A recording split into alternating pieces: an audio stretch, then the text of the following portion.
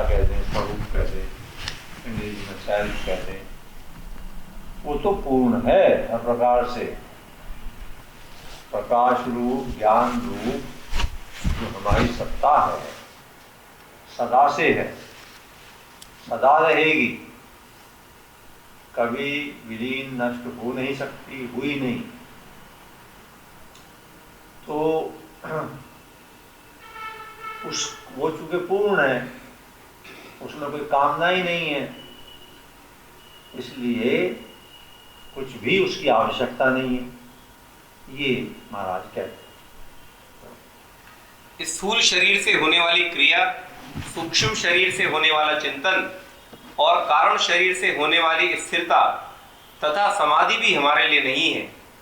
हमारे काम न क्रिया आती है, न चिंतन आता है, न स्थिरता आती है। अब ये बात जो बार बार पढ़ते हैं, हमारे काम ये भी नहीं आता, ये भी नहीं आता, तो शरीर से अपना आइडेंटिफिकेशन अर्थात आत्मा का आइडेंटिफिकेशन होने के कारण मन में ये बात आएगी कि ये भी काम, ये सब चीज़ तो काम आती है, कैसे नहीं है, जरूरत पड़ती है।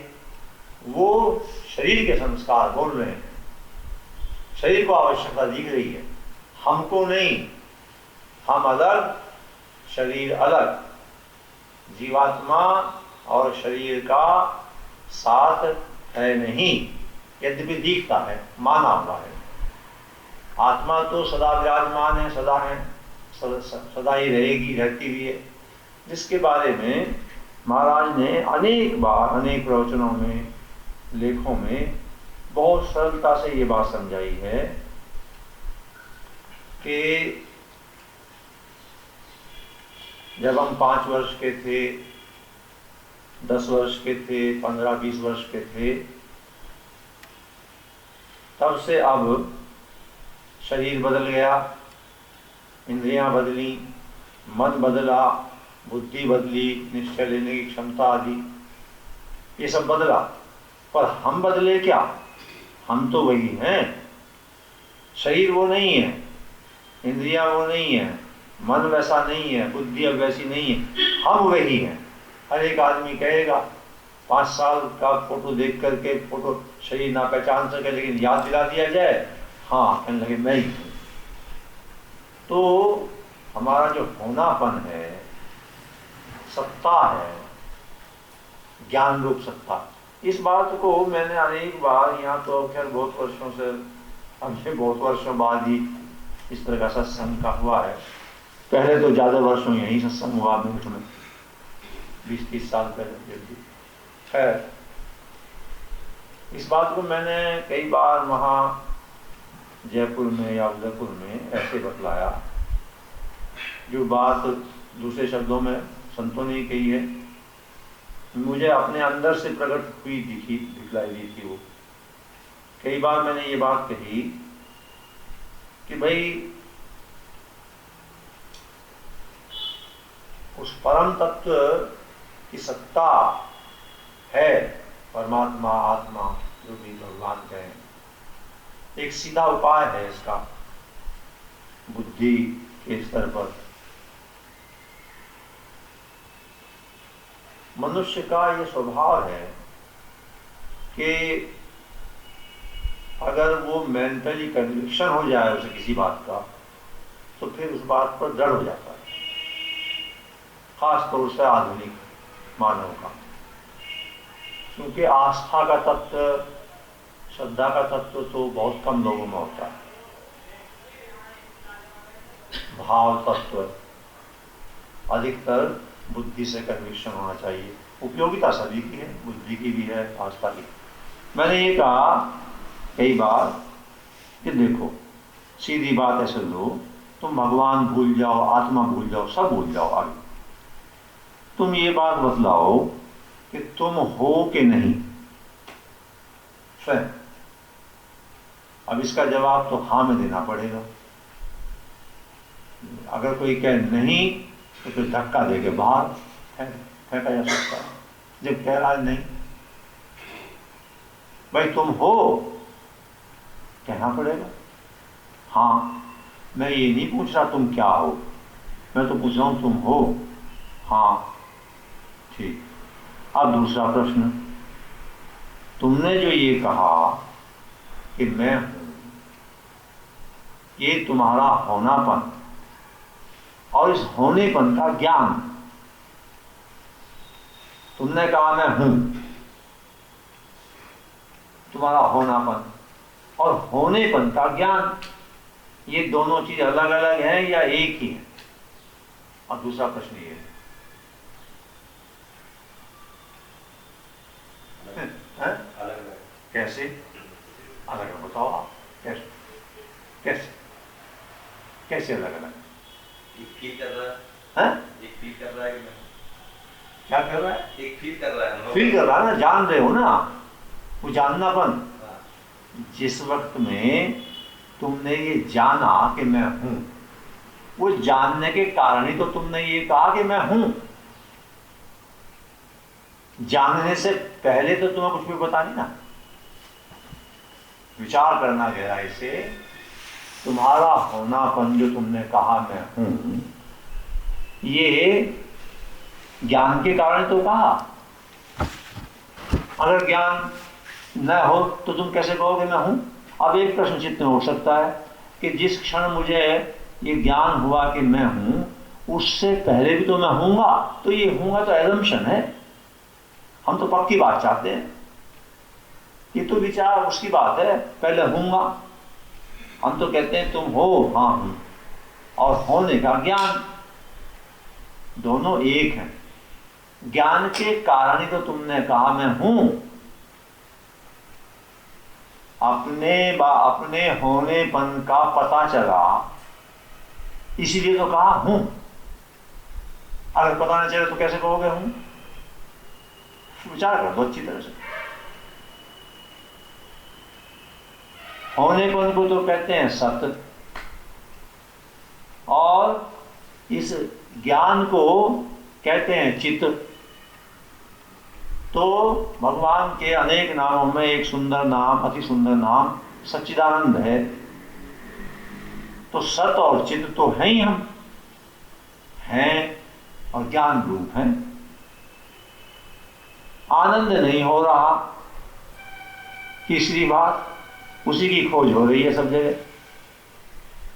तो उसका संतोष, सीधी बात बताइए, जब तक सुख की खोज रहेगी तब तक आनंद नहीं होगा। सुख है शरीर और इंद्रियों का, मन का।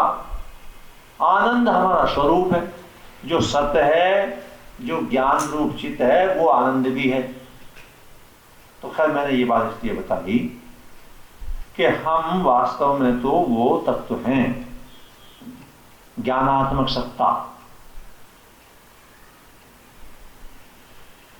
चिन्मय सत्ता जिसे कहते हैं। मैंने कल परसों बताया था, चित्त अस्तित्व रूप सत्ता, और अस्तित्व है एक, होनापन अलग।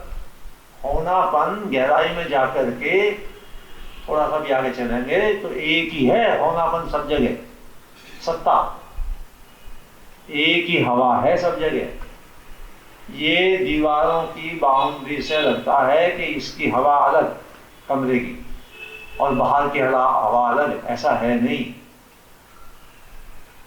बस इस दीवारों की बाउंड्री के कारण से अलग सत्ता मान रखी है।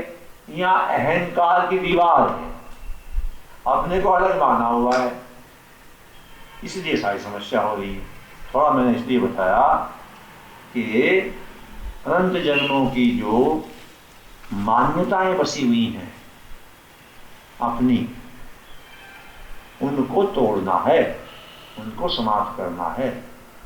झूठी बातें मानी हुई हैं, झूठी बातें मानी हुई मिटे कैसे? मानी हुई बात स्वामी जी महाराज कहते हैं ना मानने से खत्म हो जाएगी। अपने ही हाथ में है, कोई और उपाय है नहीं। तो हमारे काम न क्रिया आती है, न चिंतन आता है, न स्थिरता आती है, न समाधि आती है। हमारे काम माने स्वरूप के काम, आत्मा के काम, कुछ नहीं आता ये। हाँ, ये सब प्राकृत वस्तुएं हैं और संसार के ही काम आती हैं। और शरीर संसार है, शरीर के काम आती है। और शरीर मेरा नहीं है, मेरे लिए नहीं है आदि के अर्थ ये बिल्कुल नहीं है कि शरीर का ध्यान नहीं रखना। शरीर का तो पूरा ध्यान रखना पड़ेगा, उसके स्वास्थ्य का, नियमों का, सब प्रकार से। क्या फिर समाप्त होना है? आसक्ति, अटैचमेंट। हर जगह अगर एक बात पूछी जाए कि जितना भी आध्यात्मिक जगत है, प्रवचन, पद्धतियां, सब बातें, जितने भी मार्ग हैं, सबका, सब मार्गों का कोई ऐसी बात है क्या जिसको ये कह सकें कि ये उसका निष्कर्ष है, इसेंस है? तो उसका उत्तर ये है क्या? आसक्ति, अटैचमेंट। बस अटैचमेंट है, और अटैचमेंट समाप्त होने का अर्थ ये बिल्कुल नहीं है। उदाहरण के रूप से, जब तक पैसे में अटैचमेंट है, लोभ लालच है, तब तक चैन मिलेगी नहीं। और अटैचमेंट खत्म होने का अर्थ ये बिल्कुल नहीं है पैसा से निकाल कर अलमारी में से फेंक देना है। उसका सदुपयोग करना है जहां जहां होना चाहिए। तो असली बात ये अटैचमेंट की है। ये सत्संग से, सद्विचार से, भगवान की कृपा से, उसी के लिए सब यहाँ बैठे हैं हम। अटैचमेंट तो किसी हालत में समाप्त हो ही नहीं सकता जब तक जीवन है। हाँ, अटैचमेंट कहाँ से समाप्त? हाँ, और जब तक अटैचमेंट समाप्त नहीं होगा तब तक दुख समाप्त नहीं होगा, नहीं ना? अच्छा, और यही प्रयोजन है ना? ऐसा नहीं है, ऐसा नहीं है, हमारी मान्यता है। जीवन रहता है और अटैचमेंट समाप्त रहता है। उसी को आत्मज्ञान कहते हैं, उसी को भगवत प्राप्ति कहते हैं, उसी को परम शांति की प्राप्ति। अगर ऐसा ना हो तो ये सब बखेड़ा बेकार है, इसको बंद कर देना चाहिए। शरीर रहेगा और अटैचमेंट समाप्त हो जाएगा तो आनंद ही आनंद है। थ्योरेटिकली बात तो ठीक है आप, हाँ, पर प्रैक्टिकली करनी है ये। प्रैक्टिकल होता कहाँ है? होता नहीं। तो हमारे बड़े बड़े ऋषि मुनि भी हैं, हाँ, उनका भी अटैचमेंट समाप्त नहीं होता। अब देखो, उन ऋषि मुनि की बात तो बहुत तरह से लिखी हुई है, उनकी तो छोड़ देनी चाहिए। अपनी लेने में फायदा, मैं बताता हूँ कैसे समाप्त होता है। वही अटैचमेंट, बेहद अटैचमेंट है बच्चे से, किसी से। ये विदेश चले गए, आए, बच्चा खूब याद आया, ये हुआ। जब वापस आए तो पता चला कि चेक बुक में झूठे सिग्नेचर करके 10 लाख रुपए इसने निकाल दिए। सुनते ही अटैचमेंट में फर्क पड़ जाएगा, सुनते के साथ। अच्छा, ये मैंने एक क्रूड एग्जाम्पल दी। अटैचमेंट एक साथ कभी नहीं रहता। अटैचमेंट में परिवर्तन तो आता रहता है, समाप्त होना है। पर ऐसा है ना, अगर बच्चे ने निकाल भी लिए, उसके बाद भी हमें अटैचमेंट तो उसके साथ फिर भी उसके दुष्कर्म में तो हम भागे जाएंगे ना, जरूरी नहीं, सबका ऐसा नहीं। उसके लोग भागते हैं, नहीं, अपना पैसा भी सारा उसी को देते हैं। ऐसा है, ये जो आत्म विकास और आत्म कल्याण है, ये व्यक्तिगत है। एक की स्थिति ऐसी, एक मैंने उदाहरण बताया था कई बार। शेर जी ने मकान बनवाया, बहुत शानदार। अच्छा, कई की इच्छा होती है, भाई इतना पैसा लगाया, ऐसा मकान बनवाया, तो कम से कम कोई ये तो कहे कि भाई वाह, मकान तो बढ़िया। किसी ने नहीं कहा, थोड़ा मन में रहा कि देखो, किसी ने कहा ही नहीं। मकान में आग लग गई, लगती रहती है, हाथ में तो है नहीं, कुछ भी हाथ में नहीं है इस जगत में, प्रारब्ध की खेल है। खैर, आग लग गई, सेठ जी आए, मालूम नहीं था। आग लगी हुई देख करके, अरे आग लग गई, कूदने को तैयार, पानी लाओ, ये करो, वो करो, वो करो, खुद आग में कूदने को तैयार। अच्छा, पकड़ा।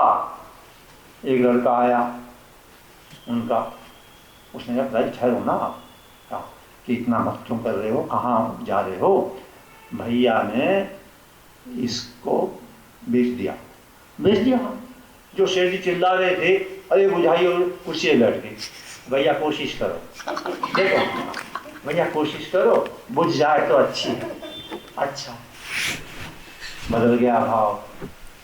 दूसरा लड़का आया, उन्होंने जो उसने कहा बेच तो दिया, पैसा तो नहीं आया, अरे मर गए। ये अटैचमेंट कहाँ है मैं मतलब चलिए साधना करनी पड़ेगी, तर्क की बात नहीं है। अनुभव जब तक नहीं, देखो ऐसा है, जब तक अपना अनुभव नहीं होता तब तक तर्क चलेगा ही, वो भी स्वाभाविक है, उसमें कोई दोष की बात नहीं। धीरे धीरे धीरे धीरे एक कुछ बातें ऐसी होती हैं जिन्हें कहते हैं फंडामेंटल्स। सारे ऋषि मुनियों का ये भी कहना है, महापुरुषों का, कि जब तक आसक्ति है तब तक शांति नहीं, तब निर्वाण हो नहीं सकता ना। आसक्ति की जगह में आसक्ति जब तक है निर्वाण नहीं होता। अच्छा, और जब तक निर्वाण नहीं तब तक जीवन सफल नहीं, ठीक है ना।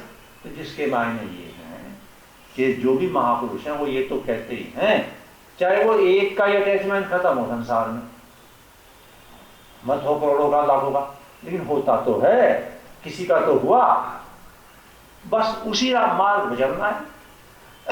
कई लोग मेरे पास में आते हैं, ऐसी बातें आती हैं, कभी एक स्टेज पर जाके मैं कहता हूँ मगर देखो सुनो, अगर ये बात बिल्कुल असंभव या ऐसा मानते हो तो फिर यहाँ आने से फायदा कुछ नहीं।